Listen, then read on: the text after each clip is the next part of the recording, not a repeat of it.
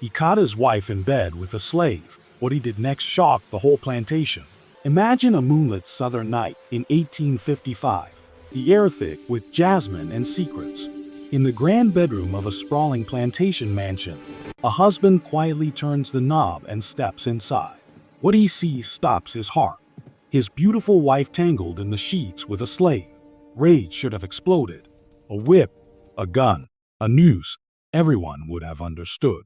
But what this man did next, no one saw coming. It broke every rule of the Old South and sent whispers racing from the big house to the quarters and beyond. This is that story. If you love gripping historical tales full of forbidden love, heartbreak, and shocking twists, please hit that subscribe button, like the video, and ring the bell so you never miss a new story. The year was 1855, and Magnolia Grove Plantation lay like a proud kingdom along the slow-moving Alabama River. Row upon row of white cotton stretched to the horizon under a relentless sun, tended by nearly 200 enslaved souls. At the center stood the great white house, columns tall as dreams, wide verandas shaded by ancient oaks dripping with Spanish moss.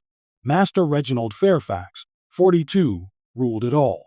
Tall, silver beginning to touch his dark hair, he carried himself with the quiet authority of old Virginia blood. Most considered him fair. He rarely ordered the whip unless pushed, and he allowed the people in the quarters a small garden patch for themselves. Yet fairness in that time still meant ownership. People were property. His wife, Evelyn Fairfax, 28, had once been the belle of mobile society. Golden-haired, green-eyed, with skin like magnolia petals, she moved through the house like a restless ghost. Their marriage, arranged for land and money, had never warmed into love. Reginald spent long weeks in New Orleans on business, leaving Evelyn alone with her books, her embroidery, and her silence. The overseer, Josiah Crane, lived in a smaller house nearer the fields. Hard and sun-leathered, he believed fear kept cotton picked fast. His only son, Benjamin, 23, had grown up on the plantation but carried none of his father's cruelty. Tall and thoughtful, with kind gray eyes, Benjamin often wandered the quarters at dusk, speaking softly to the children, sometimes slipping them a piece of candy or a bit of ribbon. The enslaved folk trusted him in a way they trusted no other white man. In the big house worked a young woman named Clara, 19, slight but graceful, with skin the color of polished mahogany and eyes that seemed to hold every sorrow and every hope the world could offer. She dusted the parlors, served the meals, and sometimes, when no one watched, read the discarded newspapers left on the master's desk. In the fields labored Isaiah, 25, broad-shouldered, quiet, his voice deep and calm even when singing the old sorrow songs under the weight of the sun. He could carry twice the load of most men and never complained. No one yet knew how dangerously these lives would soon intertwine. Summer settled over Magnolia Grove like a heavy quilt, the days long and shimmering with heat. Cotton bolls burst open in the fields, and the air carried the sweet sharp scent of sap and sweat. In the big house, the windows stayed shuttered against the glare, and ceiling fans turned lazily, pulled by hidden cords in the attic. Clara moved through her tasks with quiet grace. She polished the silver until it caught every flicker of lamplight, arranged fresh magnolias in crystal vases, and served supper with her eyes lowered, just enough to show respect, but never so low that she missed the glances that lingered on her. Benjamin Crane had begun finding reasons to ride past the big house more often. Officially, he carried messages from his father to the master. In truth, he timed his visits for late afternoon, when Clara swept the back veranda or carried laundry to the line. One evening, as thunder rumbled far off beyond the river, he dismounted and pretended to check his horse's hoof near the kitchen steps. "You'll wear that broom clean out," he said softly, nodding at the veranda. Clara paused, one hand on the broom handle. "Dirt don't care how gentle I am, Mr. Benjamin. It keeps coming back." He smiled, the kind of smile that reached his eyes and made the kitchen maids peek from the doorway. "Just Benjamin. No mister when no one's listening." She glanced around. The cook was inside, humming over cornbread. "That's dangerous talk." "Maybe," he said, "but I've been thinking. You read those newspapers when you think no one sees. Her fingers tightened on the broom. Reading was forbidden. If caught, she could be whipped or sold away. I don't know what you mean. I mean you're clever, Clara. Cleverer than half the folks giving orders around here. He stepped closer, voice low. There's a book in my father's office, Robinson Crusoe. I could bring it. Her heart beat fast. A book of her own, even borrowed, felt like stealing fire from heaven. Why would you risk that? Because it's wrong, he said simply. Because you should have it. From that day, small gifts appeared. A ribbon hidden in a flower pot, a pencil tucked beneath a plate, and finally the book, wrapped in brown paper, left on the woodpile where only she would find it. They met in stolen moments, behind the smokehouse at twilight, or in the garden when the moon rose pale and silver. He read aloud to her, his voice soft against the crickets. She listened, head tilted, repeating words she loved the sound of. Island, shipwreck, freedom. Meanwhile, in the big house, Evelyn Fairfax drifted through empty hours. Reginald had left again for New Orleans, cotton prices, shipping contracts, weeks away. The silence pressed on her like damp heat. One afternoon, a storm cracked open the sky. Rain lashed the windows, turning the yard to mud. Isaiah was called from the fields to help secure the stable doors. Water streamed from his hat as he worked, muscles moving under his soaked shirt. Evelyn watched from the upstairs gallery, arms folded tight against herself. When the worst of the downpour passed, she descended the back stairs carrying a towel and a dry shirt, one of Reginald's old ones. "You'll catch your death," she said, holding them out. Isaiah hesitated, eyes on the ground. "Thank you, ma'am." "M.R.S. Fairfax," she corrected gently. "Or Evelyn, if you like. No one's here to scold us." He took the shirt, fingers brushing hers for the briefest moment. "Evelyn," he repeated, testing the name like something fragile. After that, she found reasons to summon him. A loose shutter, a heavy trunk to move, a picture to rehang. Each time, conversation stretched a little longer. He spoke of the river when it ran high in spring, of his mother's songs from Carolina, of how the stars looked different farther north. She told him about books she'd read, Jane Austen, Walter Scott, and he listened as though every word was water in a desert. One night, after Reginald's latest letter announced another delay, Evelyn sat alone in the lamplit parlor. Isaiah brought in firewood. When he straightened, she was closer than usual. "You carry too much weight for one man," she said quietly. "Been carrying it a long time, ma'am." "Evelyn." He met her eyes then, steady, dark, unafraid. "Evelyn." The space between them shrank. She reached up, touched the line of an old scar on his forearm. He did not move away. Neither spoke. The fire crackled. Outside, cicadas screamed in the dark. In the quarters, rumors began to drift like smoke. Clara noticed Isaiah returning later some evenings, his face unreadable. Benjamin noticed Clara's eyes distant, as if listening for footsteps that weren't his. Lines were being crossed in the shadows, quiet, careful, but unmistakable. No one had been caught yet, but the plantation held its breath, sensing thunder building again on a clear night. Autumn crept in slowly that year, turning the leaves of the oaks to rust and gold. The cotton harvest was nearly done, the fields stripped bare, and the air carried the dry scent of gin fiber and wood smoke.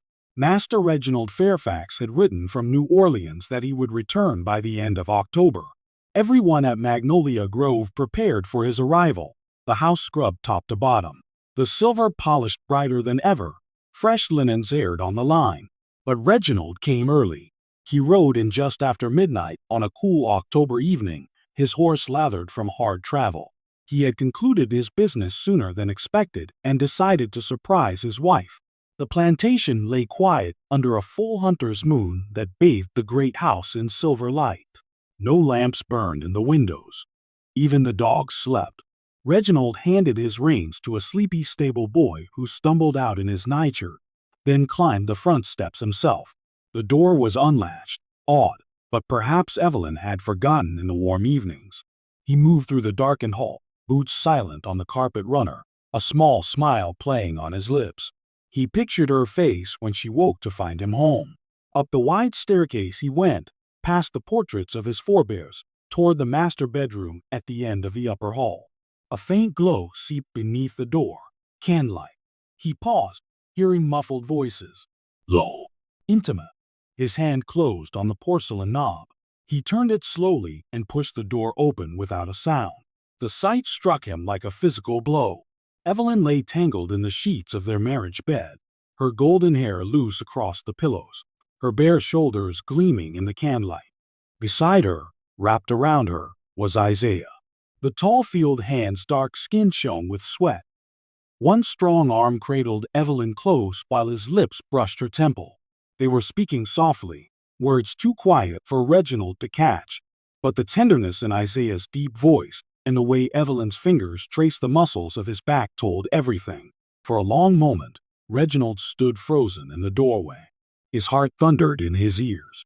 The room smelled of jasmine water and something earthier, passion spent and still burning. Evelyn laughed softly at something Isaiah whispered, the sound light and free in a way Reginald had never heard from her in their 10 years of marriage. Rage should have flooded him. In that time and place, a white planter discovering his wife with an enslaved black man would have reached for the pistol in his coat, or roared for the overseer, or dragged the man out to the barn for a whipping that ended in death. The law, such as it was, would have shielded him completely. No court in Alabama would have punished him. But Reginald did none of those things. He felt the rage, yes, a hot wave that tightened his throat. Yet beneath it surged something colder and sharper. Recognition. He saw in an instant the barrenness of his own marriage, the years of distance, the nights Evelyn had lain awake while he slept beside her like a stranger. He saw Isaiah's quiet strength, the way he looked at Evelyn not as property, but as a woman cherished. And he saw Evelyn, truly saw her, for the first time in years. Alive, desired, happy. His hand fell from the doorknob. He took one silent step backward into the shadowed hall. Behind him, down in the quarters, another drama had been unfolding that same night. Benjamin Crane had slipped away from the overseer's house after his father's snores filled the rooms. He carried a small bundle, a new book, this one poetry by Lord Byron, and made his way to the old garden shed where he and Clara now met. The moon lit his path clearly, but Clara was not alone. Josiah Crane, suspicious of his son's late wanderings, had followed him. Hidden behind a hedge, the overseer watched Benjamin tap softly on the shed door. Clara opened it, her face lighting at the sight of him. They embraced quickly, desperately, before slipping inside. Josiah's face twisted. His own son, consorting with a slave girl. The shame of it burned hotter than any betrayal of the master's wife. He gripped the handle of his whip, coiled at his belt. Inside the shed, Benjamin pressed the book into Clara's hands. "Read this one aloud to me someday," he whispered. "When we're far from here." Clara's eyes filled with tears. "You still talk of running? I've saved enough. There's a man in Mobile who can get us north. We leave next week, on the new moon." She kissed him then, fierce and frightened, clinging as if the world might tear them apart at any moment. Outside, Josiah stepped forward, boots crunching on gravel. The sound carried. In the big house, Reginald closed the bedroom door as softly as he had opened it. He descended the stairs, heart pounding with a decision no one would expect. The plantation slept, but not for long. 2 forbidden loves had been discovered in a single night, and the consequences were only beginning. The first pale hint of dawn was still hours away when Reginald Fairfax descended the stairs, his steps measured and silent. He did not slam doors or shout for the overseer. Instead, he went to his study, lit a single lamp, and sat at the heavy mahogany desk that had belonged to his father. The house around him felt suddenly foreign, as though he were a guest in his own life. He poured himself a small glass of bourbon, but did not drink it. His mind replayed the scene upstairs. Evelyn's soft laughter, Isaiah's gentle murmur, the way they held each other as equals. 10 years of a cold marriage flashed before him. Polite dinners, separate beds, letters from New Orleans that spoke only of cotton prices and shipping schedules. He had given her everything society demanded, a grand house, fine dresses, position, and nothing she truly needed. Outside, a shout shattered the quiet. Reginald rose and moved to the window. In the yard near the old garden shed, lanterns bobbed.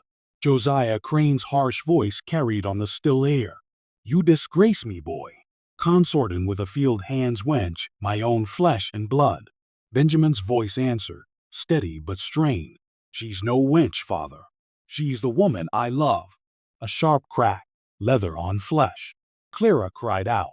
Reginald grabbed his coat and strode out into the night. By the time he reached the shed, Josiah had Clara by the arm, his whip raised for another strike. Benjamin stood between them, blood trickling from a split lip, holding his father's wrist. "Enough," Reginald said quietly. Every head turned. Josiah froze, whip still in the air. Benjamin's eyes widened. Clara trembled, tears cutting clean paths through the dust on her cheeks. "Master Fairfax," Josiah began, lowering the whip but not his glare. "I caught my own son here with this girl. I'll handle my family, sir, and the slave will be punished proper." "No," Reginald said. The single word carried more weight than any shout. Josiah blinked. "Sir, you will release her." "No." Slowly, Josiah let go of Clara's arm. She stumbled back toward Benjamin, who caught her gently. Reginald looked at his overseer. 10 years of loyal service. A man who believed cruelty was the only language slaves understood. "Josiah, pack your things. You're dismissed. I'll have your wages sent to town by noon." The overseer's face went slack, then purple with fury. "Dismissed? For disciplining my own boy and the thieving slave girl? For raising your hand to any person on this land again," Reginald replied. "Leave before sunrise, or I'll have you removed." Josiah stared, mouth working soundlessly. Benjamin looked at the master in open astonishment. Finally, the overseer spat on the ground and stalked toward his house, muttering curses under his breath.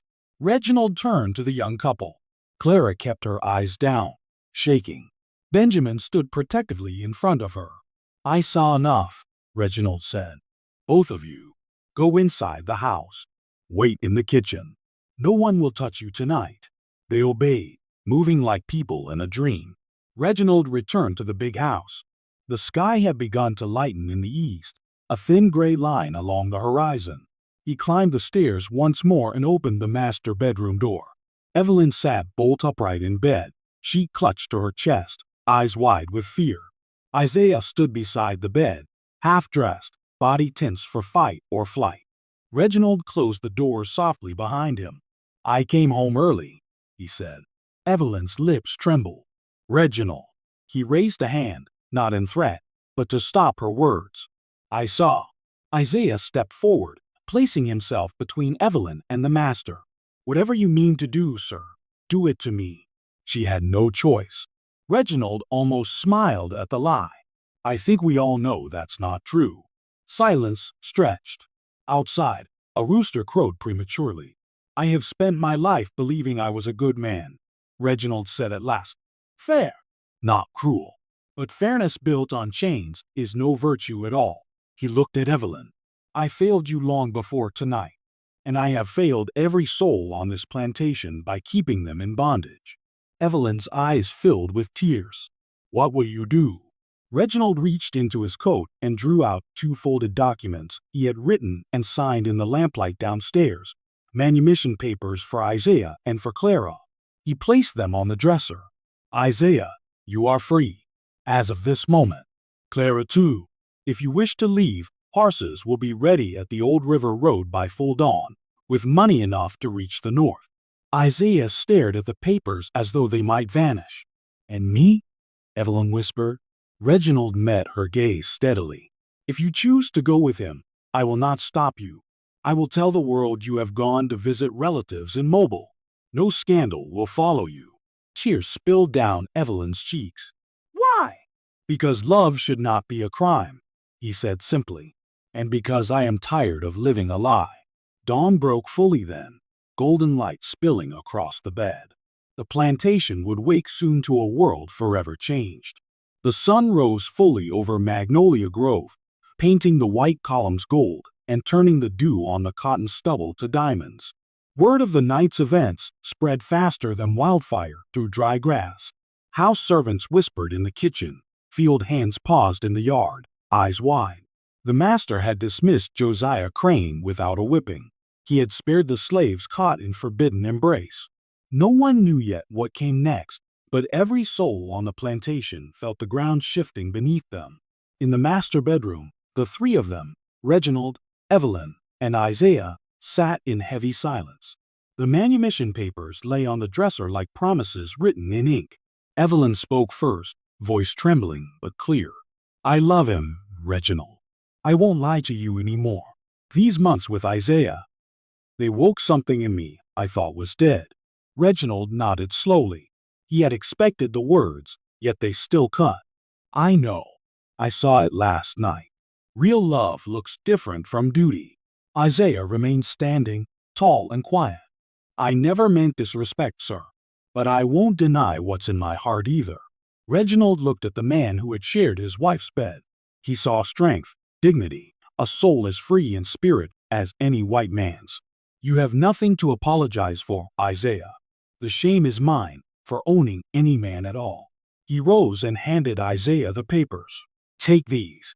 Take a horse, money, whatever you need. There's a ship in Mobile bound for New York in 3 days. I have friends there who will help you start anew. Both of you, if that is Evelyn's choice." Evelyn's tears fell freely now. She looked at Isaiah, then back at her husband. "Reginald, you would truly let me go? After everything?" "I would rather lose you to happiness than keep you in misery," he said. "Our marriage was arranged for land and legacy. It deserves an honest ending." Isaiah took Evelyn's hand. "Come with me," he said softly. "We can build a life where no one owns anyone." She searched his face, then Reginald's. Something in her shifted, gratitude, sorrow, resolve. "Yes," she whispered, "I will go." Reginald felt the final thread snap, but with it came a strange relief. "Then go with my blessing. I will handle the rumors. You will be remembered as visiting family in the North." Downstairs in the kitchen, Benjamin and Clara waited, holding hands beneath the table. When Reginald entered with Isaiah and Evelyn behind him, they stood quickly. "Clara," Reginald said, producing her manumission papers as well, "you are free. Benjamin, if you wish to take her north, I will provide the same help, money, letters of introduction, safe passage." Benjamin's eyes shone. "Sir, I don't know what to say." "Say you'll make her happy," Reginald replied. "That's all I ask." Clara wept openly, pressing the paper to her heart as though it might disappear. Benjamin embraced her, then turned to his master, former master now, in spirit if not yet in law. "Thank you for her, for everything." By midday, preparations were quietly made. 2 horses, saddles packed with clothes, food, and gold coins hidden in the lining.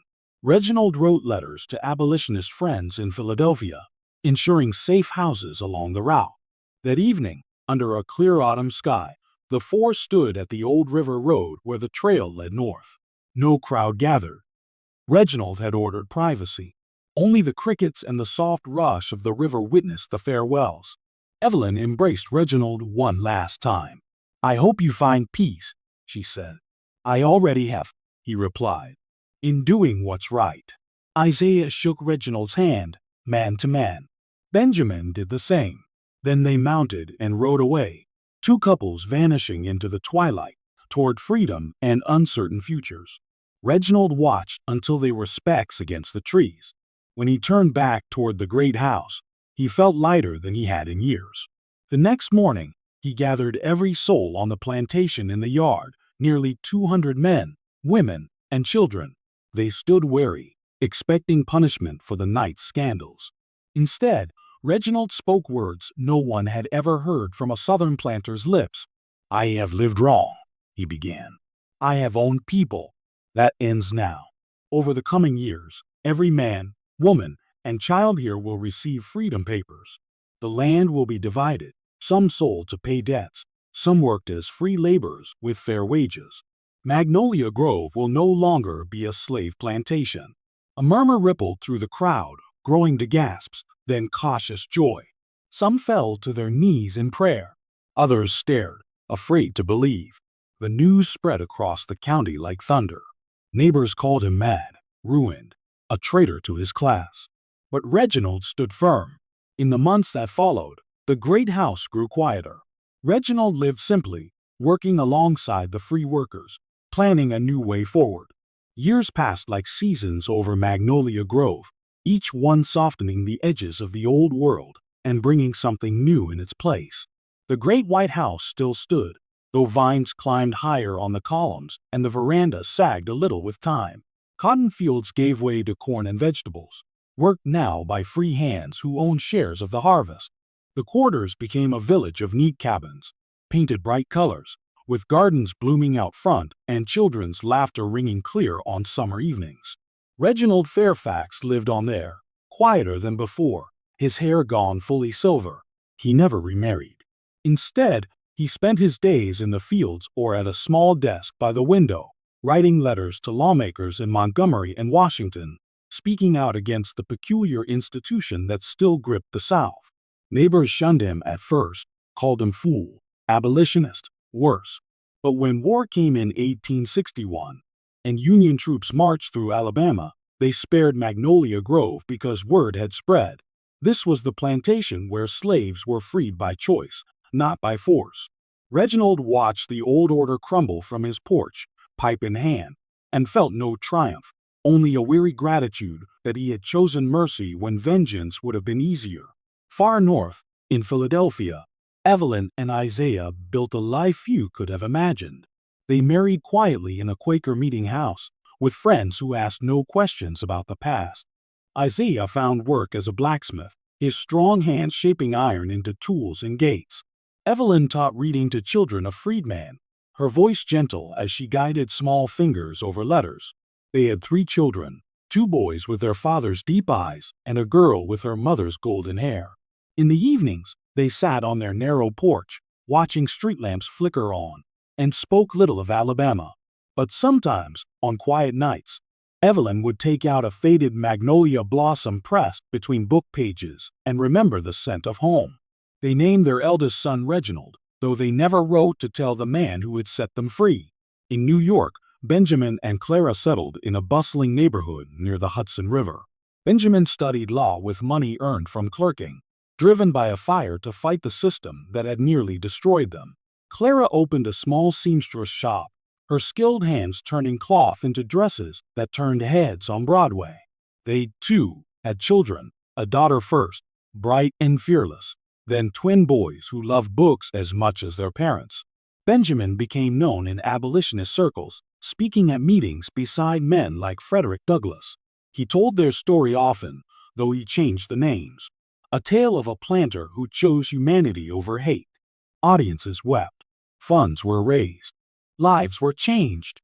Clara sat in the back rows, proud and silent, holding the poetry book Benjamin had once smuggled to her in the garden shed. The 2 couples never met again, though letters passed through mutual friends, brief notes of gratitude, news of children, quiet wishes for health. The paths that began in secrecy under Alabama moonlight had carried them to separate freedoms, but the same sky covered them all. Reginald died in the spring of 1878, peacefully in his chair overlooking the river. The people of the village, heirs to the land he had divided, buried him beneath an ancient oak with no marker but a simple stone carved with the words, "He chose mercy." Years later, travelers passing through the county still heard the story, told around hearths in winter, on porches in summer. How a man caught his wife in the arms of another and, instead of rage, offered freedom. How love crossed every forbidden line and, in the end, broke chains stronger than iron. Some said it was legend. Others knew better. In a world built on ownership and fear, one man's astonishing choice rippled outward, touching lives he would never meet, planting seeds of justice that bloomed long after he was gone. Love, forbidden and fierce, had lit the way. Mercy, unexpected and costly, had answered. And in the quiet places where old magnolias still bloom, the whispers linger. That even in the darkest times, a single heart turned toward light can change everything.